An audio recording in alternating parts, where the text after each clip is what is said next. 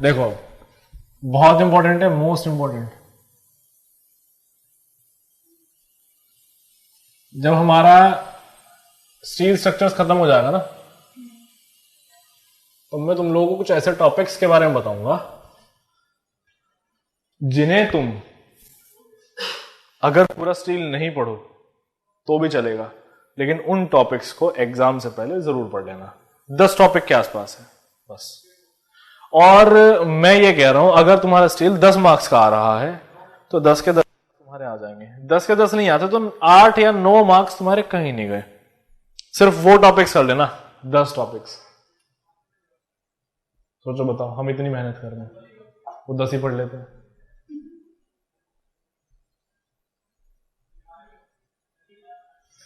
चलिए अब देखते हैं इसेंट्रिक कनेक्शंस। आराम आराम से करेंगे, इसको पढ़ने में बिल्कुल जल्दबाजी नहीं करनी है। वैसे ये खत्म भी नहीं होगा 20 मिनट में तो। और कल हम इसके ऊपर करेंगे क्वेश्चंस। ये लगा हमारा प्यारा लोड इधर। फिलहाल हम ले रहे हैं 4, ठीक है। ये है रिविट्स या फिर बोल्ट्स, दोनों में काम आएगा। जितनी चीजें हम यहां पे देखेंगे रिविट्स और बोल्ट्स दोनों में चलेंगी। खैर हम इसको समझ रहे, चूंकि अभी हमारा WSM चल रहा है तो यहां पे जो प्रॉब्लम्स है वो रिविट्स के ले लेते हैं अभी, ठीक है। LSM में जाने पे सेम इसी तरह का होगा, लेकिन वहां पे 1-2 चीजें एक्स्ट्रा, मतलब फॉर्मूला चेंज कर देंगे, वरना कॉन्सेप्ट सारा सेम है। फॉर्मूला हल्का सा चेंज करेंगे। उस टाइम पे वो कंपेयर भी करवा दूंगा कि देखो WSM में ऐसे किया था और यहां LSM में हल्का सा ये चेंज कर दिया। अब देखो ये है हमारे पास में रिवेट, ये जो आप देख रहे हो, ठीक है। अब होता क्या है, एक मेंबर मेरे पास में ये था, इसको हटा दो क्योंकि ये पीछे है। अब हाँ, एक मेंबर ये था जो आप सामने से देख रहे हो, एक मेरे पास में ये मेंबर है। मैंने क्या किया है, इनको कनेक्ट किया है। कनेक्ट करने पर वजन जो है वो यहां लगा हुआ है, ठीक है, लग रहा है। अब होता क्या है, इसेंट्रिक कनेक्शन वो कनेक्शंस होते हैं जिनमें वजन जो है सेंटर ऑफ ग्रेविटी से दूर लग रहा होता है। बात समझ आ रही है। अब सेंटर ऑफ ग्रेविटी कहां होगा इसका, इस पूरे अरेंजमेंट का सेंटर ऑफ ग्रेविटी जो है वो कहीं यहां पे है, ये देखो ये पॉइंट पे। बात समझ आ रही है, क्लियर हो रही है बात। अच्छा अब देखो होगा क्या कि यहां पे वजन लग रहा है इस साइड। अब इस सेंटर ऑफ ग्रेविटी से और इस लोड को देखो जरा एक बार, यहां पे एक डिस्टेंस बन रहा है, इसको मैं नाम दे देता हूं E। क्लियर है बात। अच्छा अब ये P और ये जो डिस्टेंस है E, ये एक मूवमेंट बनाएंगे। मूवमेंट जानते हो ना, मूवमेंट या फिर कपल, वो बनाएंगे। तो यहां पे वो जो मूवमेंट है हम क्या करते हैं, वो यहां ट्रांसफर कर देते हैं। किस जगह ट्रांसफर कर देते हैं, इस जगह ट्रांसफर कर देते हैं, ऐसे लो, वो यहां पे ट्रांसफर हो चुका है। और ये जो यहां पे लोड था, इसको यहां से उठा के एग्जैक्टली सेंटर ऑफ ग्रेविटी पे ले आओ। यहां मेरा सेंटर ऑफ ग्रेविटी होगा, उसको मैं यहां पे ले आता हूं। सिंप्लीफाई करना है। सिंप्लीफाई में देखो क्या होता है। सबसे पहले तो ये देखो कि कहां क्या वजन लगा हुआ। तो हमने ये देखा कि अच्छा सिर्फ एक अकेला वजन यहां पे लगा हुआ है, थोड़ा दूर है, ये देखा हमने। अब मैं क्या करूंगा, मैं उसको सिंप्लीफाई करना शुरू करूंगा कि अच्छा इस वजन का क्या क्या असर पड़ रहा है। तो मुझे ये दिखाई दिया कि इस वजन से एक तो बन रहा है मूवमेंट, वो रहा ये देखो, ये ऐसे मूवमेंट ऐसे घुमाएगा इसको। तो जो मूवमेंट है मैंने यहां पे लगा के दिखा दिया, ये रहा वो मूवमेंट। इस मूवमेंट की वैल्यू है क्या, PE। क्लियर हो रही बात। दूसरा फिर मैंने ये देखा कि भैया ये जो नीचे की तरफ वजन था, ये मेरे इन रिवेट्स पे नीचे की तरफ, तो मैं क्या किया, इसको उठा के मैं यहां पे ले आया, क्योंकि मैंने ऑलरेडी मूवमेंट जो है उसका काउंट कर लिया है। बात में आ रही है, यहां तक बताओ क्लियर हुआ ना। अब एक एक रिवेट को जरा ध्यान से देखो, होता क्या है, यहां से ये इसको ऐसे घुमाने की कोशिश कर रहा है। तो जब इसको ऐसे घुमाने की कोशिश कर रहा है, अगर मैं इस रिवेट को देखूं या इसको किसी को भी देख लूं, वो घूमेगी थोड़ा सा। जरा ध्यान से देखो, एक रिवेट मैंने बाहर निकाली, कौन से वाली को बाहर निकाल लेते हैं, मैं नंबरिंग कर देता हूं। यहां पे नंबर 1 है, ये 2 है, ये 3 है, ये 4 है। तो मैंने पहले वाली को बाहर निकाल लिया बाहर, सारे का इधर जान दो, पहले वाली को बाहर निकाल लिया मैंने। अब क्या होगा, ये जो वजन यहां पे था, ये वजन यहां पे भी लग रहा होगा नीचे की तरफ। समझ में आ रहा है कि नहीं? प्रभु क्लियर हो रहा है? तो ये वाला जो वजन है ये ऐसे नीचे की तरफ लग रहा है, इसको मैं कर देता हूं P/N। क्यों कर देता हूं P/N? कारण सुनो, 1 2 3 4, टोटल 4 है ना, तो ये N जो है वही होगा जितने ये होंगे। समझ में आई बात? क्योंकि जितना भी वजन लग रहा है सब बराबर बराबर बांट लेंगे ना, यहां पे सब भाईचारे से चलेगा, बांट लिया। अब आगे देखो, ये जो मूवमेंट है इसको ऐसे रोटेट करवाने की कोशिश कर रहा है, तो होगा क्या, इस रिविट पे जो जोर पड़ेगा वो इस डायरेक्शन में पड़ेगा। समझ में आ रही है? अब ये कैसे पता चला कि इसी डायरेक्शन में पड़ रहा है? जरा देखो, यहां पे हाथ रखो, ऐसे घुमाने की कोशिश करो, तो तुम्हें क्या दिख रहा है? तुम्हारा हाथ इस डायरेक्शन में जा रहा है ना, ऐसे, तो नीचे की तरफ जा रहा है, तो नीचे की तरफ मैंने एरो कर दिया। अब यहां से इस वाले के लिए देखो, यहां से देखना, ये ऐसे जाएगा ना ऐसे, तो ये वाली रिविट पे इधर की तरफ लगेगा। यहां पे देखो, इसको यहां से अगर मैं देखूंगा तो ये वाली जो रिविट है इस पे ऊपर की तरफ लगेगा, और ये वाली जो रिविट है उस पे इधर की तरफ लगेगा। कुछ समझ में आया? थोड़ा ध्यान से देखो और बता देता है। अरेंजमेंट देख लो अब कैसे होगा, एग्जैक्टली कैसे लगेगा वो अब यहां समझते हैं।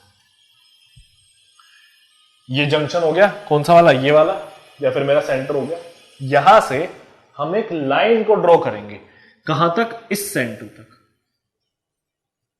ऐसे मैंने ये एक लाइन जो है ड्रॉ कर दी ड्रॉ। अब होता क्या है, हमेशा मूवमेंट जो है वो परपेंडिकुलर रहेगा इस वाली लाइन के।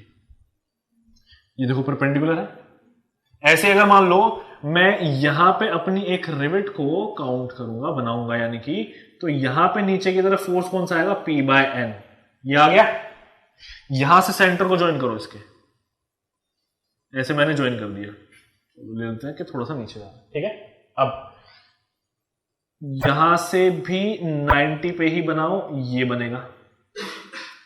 आ रही है बात समझ? आ रही है कि नहीं?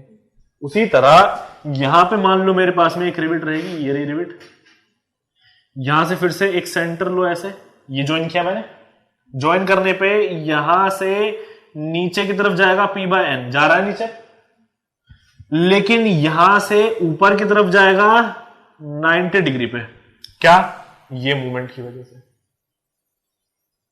समझ में आ रहा है जो मैं बता रहा हूं? ऐसे ही यहां पे देख लो, यहां पे मेरे पास एक रिविट है, खैर स्पेस नहीं बचा, यहां पे आएगी रिविट, उसमें कहां आएगा? उसमें डायरेक्शन देख लो, उसको थोड़ा नीचे बनाता हूं। एक डायरेक्शन ये रहेगा और यहां से नीचे की तरफ ये रहेगा P/N। क्लियर हो रही है? तो P/N हमेशा नीचे की तरफ जाएगा, ये बात क्लियर है। और बाकी जो मूवमेंट है वो इस लाइन के परपेंडिकुलर रहा करेंगे, जो मूवमेंट की वजह से आने वाले फोर्सेस हैं। ये समझ में आया? यहां तक क्लियर है ना एकदम? कोई डाउट नहीं, दिक्कत परेशानी कुछ नहीं? ठीक। अब होता क्या है, हर एक रिविट पे हम इन दोनों फोर्सेस का रिजल्टेंट लेते हैं। कौन दोनों फोर्सेस का? एक तो ये जो नीचे की तरफ जा रहा है, ठीक है, किसी भी रिविट को ले लो, मान लो मैं इसको लेता हूं, रिजल्टेंट क्या आएगा? इसका और इसका आएगा। अगर मैं इस रिविट को लेता हूं तो रिजल्टेंट इसका और इसका आएगा। मान लो मैं इस वाले रिविट को लेता हूं तो इसका और इसका रिजल्टेंट आएगा। अगर इस वाले रिविट को लेता हूं तो इसका और इसका रिजल्टेंट आएगा।